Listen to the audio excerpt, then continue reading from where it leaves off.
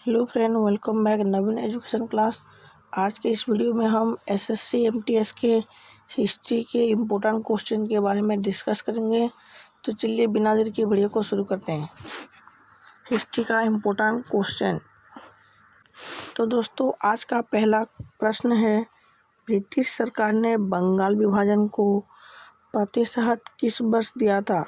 British सरकार ने बंगाल विभाजन को प्रतिशत किस वर्ष दिया था? इसका आंसर है 1919 में ब्रिटिश सरकार ने बंगाल विभाजन को प्रतिशत दिया था।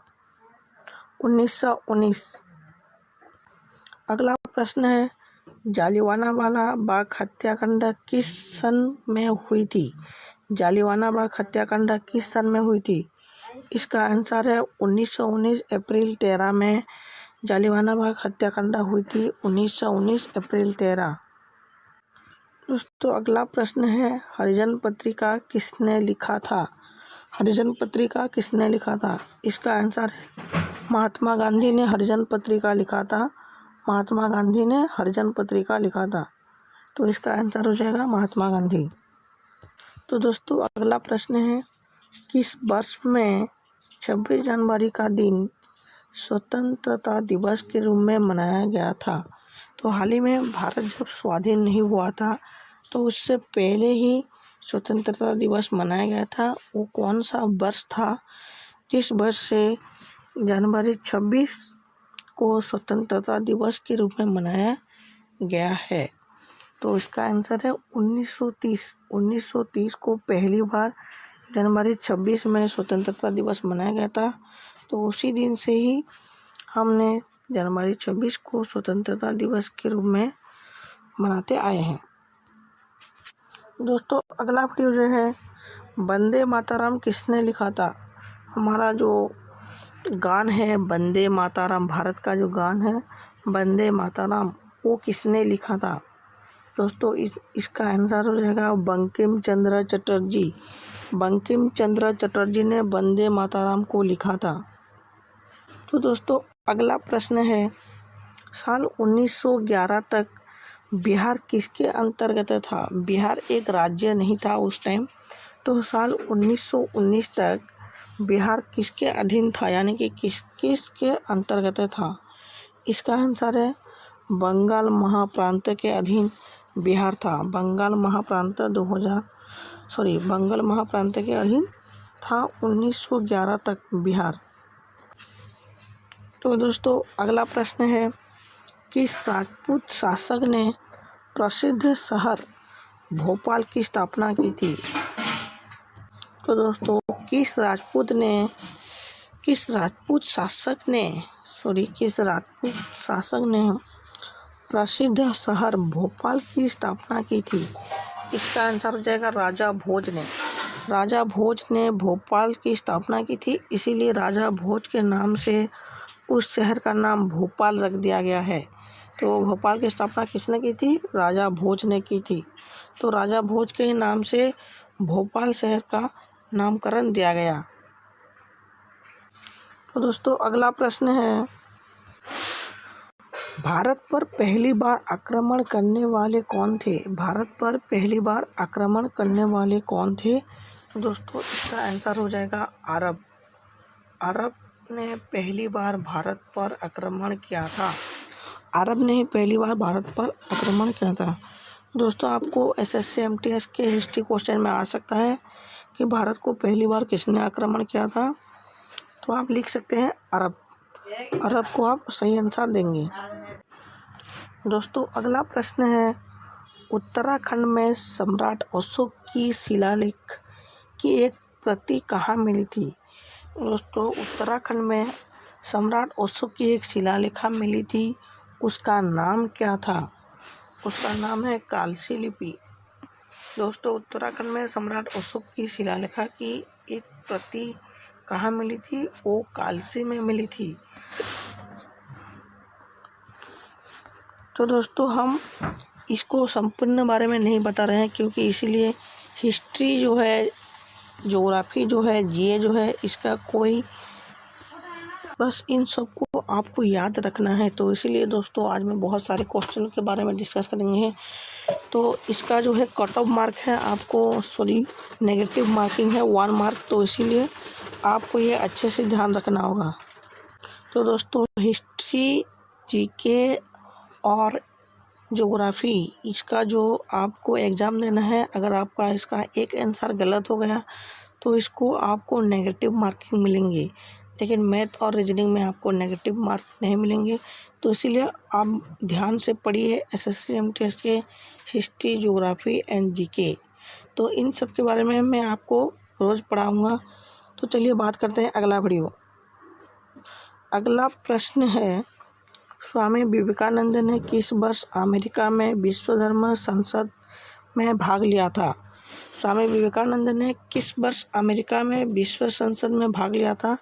तो दोस्तों इसका आंसर हो जाएगा 1893 में स्वामी विवेकानंद ने भाग लिया था। इसका आंसर है 1893। तो दोस्तों अगला प्रश्न है, गीता गोविंद के लेखक कौन है? गीता गोविंद के लेखक कौन है? तो दोस्तों इसका आंसर है जयदेव। जयदेव है गीता गोविंद के लेखक।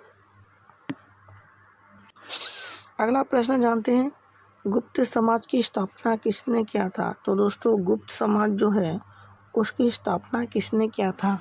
तो इसका आंसर हो जाएगा चंद्रगुप्त। चंद्रगुप्त ने गुप्त समाज की स्थापना की थी। तो आप चंद्रगुप्त में राइट आंसर दे सकते हैं। अगला प्रश्न है, बक्सर का युद्ध कहाँ लड़ा गया था? तो दोस्तों बक्सर युद्ध कब, यानी कि कब लड़ा गया था? तो इसका आंसर हो जाएगा 1764 में बक्सर का युद्ध लड़ा गया था। 1764 बक्सर युद्ध। तो दोस्तों उसके बाद आता है, पानीपत युद्ध की पहली लड़ाई किसके बीच हुई थी?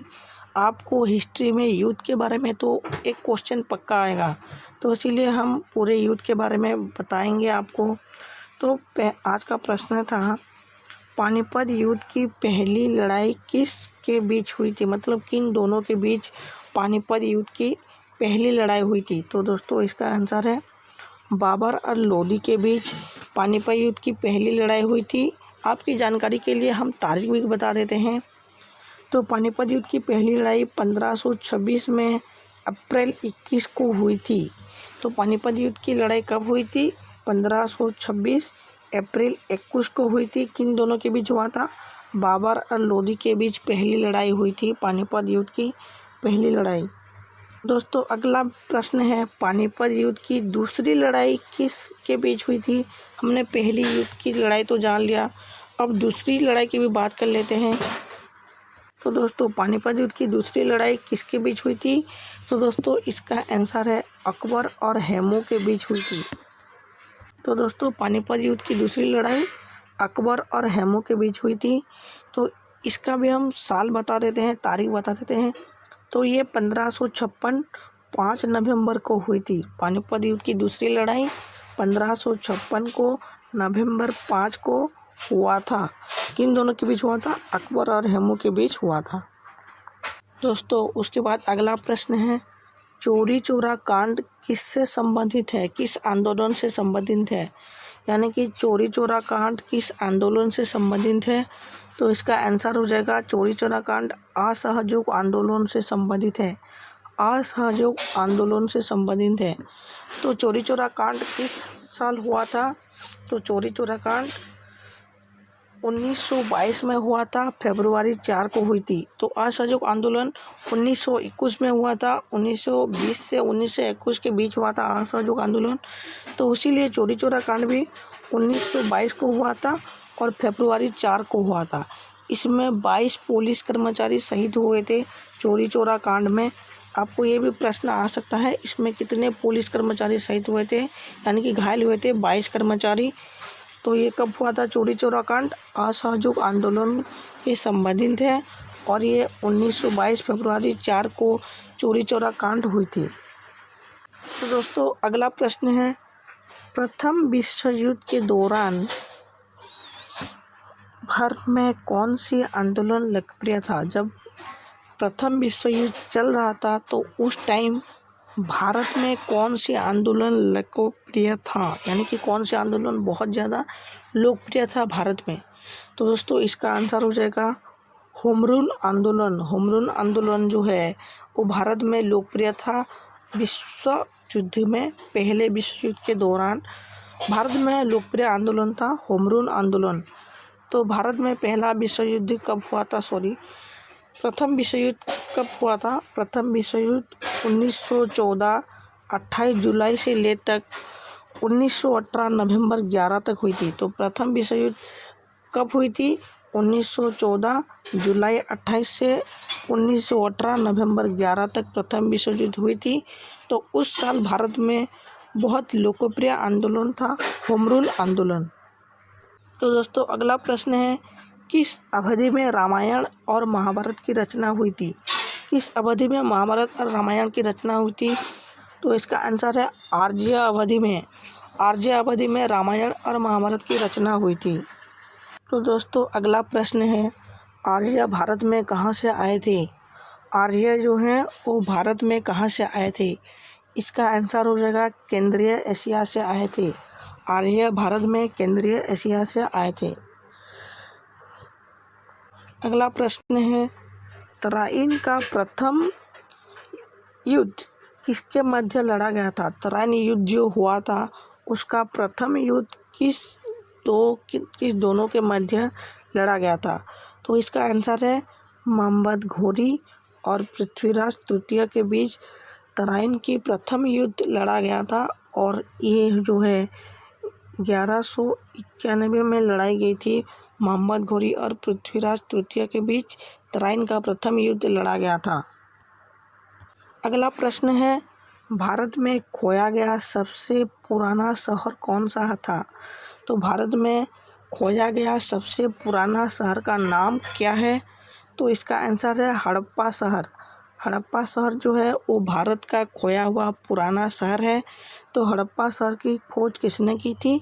हड़प्पा शहर की खोज दयाराम साहनी ने की थी। किस साल की थी?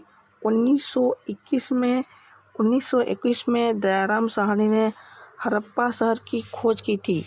आपको बता सकता हूँ कि हड़प्पा शहर की खोज किसने की थी? आपको आ सकता है, आपको लिखना होगा दयाराम साहनी। किस साल किया था?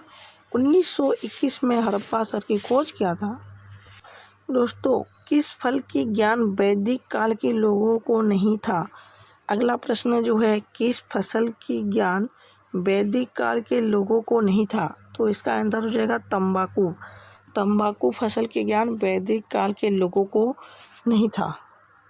अगला प्रश्न है, आर्य शब्द का शाब्दिक अर्थ क्या है? आर्य शब्द का शाब्दिक अर्थ क्या है? इसका आंसर हो जाएगा श्रेष्ठ या कुलीन। आर्य को श्रेष्ठ या कुलीन बोलते हैं।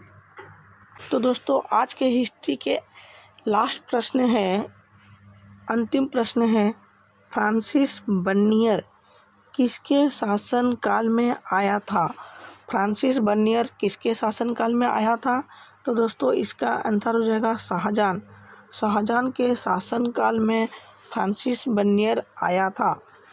तो आई होप आपको ये पूरा वीडियो अच्छा लगा हो तो चैनल को सब्सक्राइब कर दीजिए और वीडियो को लाइक करके अपने फ्रेंड को शेयर कीजिए।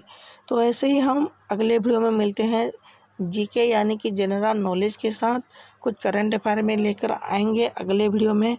तब तक के लिए आपको हमारा वीडियो का इंतज़ार करना होगा। जय हिंद।